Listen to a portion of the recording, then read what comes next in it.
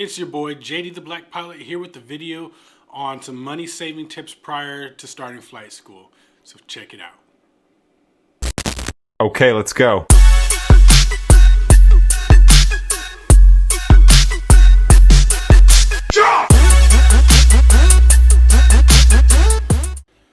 So the first money saving tip is to save money or have your money available for flight school prior to even to get started. Having the amount of money that you're going to need for flight school is going to help you in the long run. People end up quitting flight school or not even completing flight school or taking much longer than needed because they don't fly frequent enough to maintain proficiency.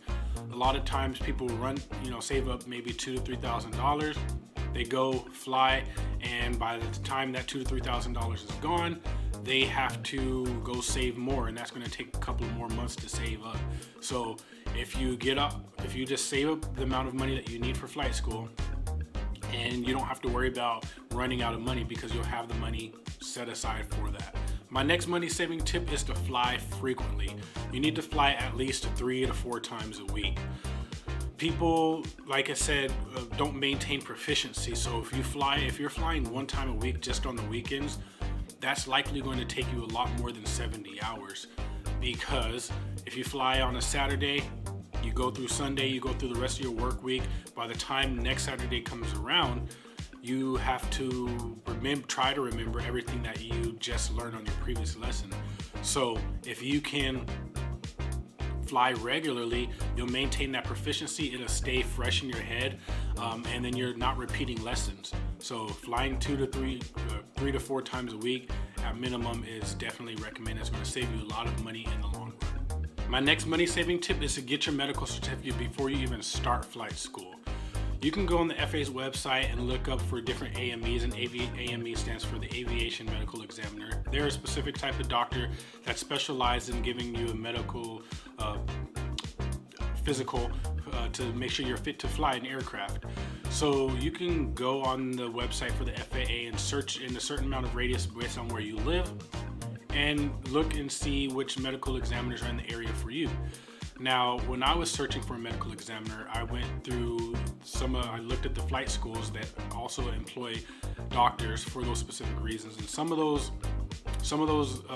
doctors charged about $280 just for a class 1 or class 2 or class 3. But some of the other independent doctors charged $150. So those are some of the doctors that I chose and interviewed, so to speak. But by getting your medical certificate prior to even starting flight school, you'll know if you're fit to fly or not. There's no point in spending $2,000, $3,000, $4,000 on flight school and you not have a medical certificate. You try to go get your medical certificate before your first solo, and then they say, sorry, I can't give it to you. That's going to be a lot of wasted money. So save yourself some time by going to get your medical physical done before you even start flight school. There are a few key birthdays that you need to keep in mind when you're getting your flight physical. The first one is your 35th birthday, and the second one is your 40th birthday. So if you get your flight physical before age 35, you are not required to produce an EKG. An EKG you're going to have to get separately and bring that to your AME.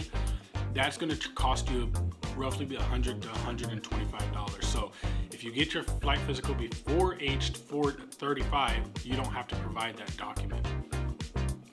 Now, it's also important to make sure once you get that flight physical, if you get a class 1 flight physical, that means that you're able to become an airline transport pilot.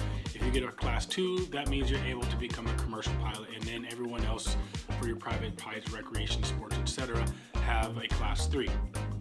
Your class 1 will revert down to a class 3 medical, which lasts for 5 years. So getting your flight physical before age 35, that'll be good for 5 years before age 40.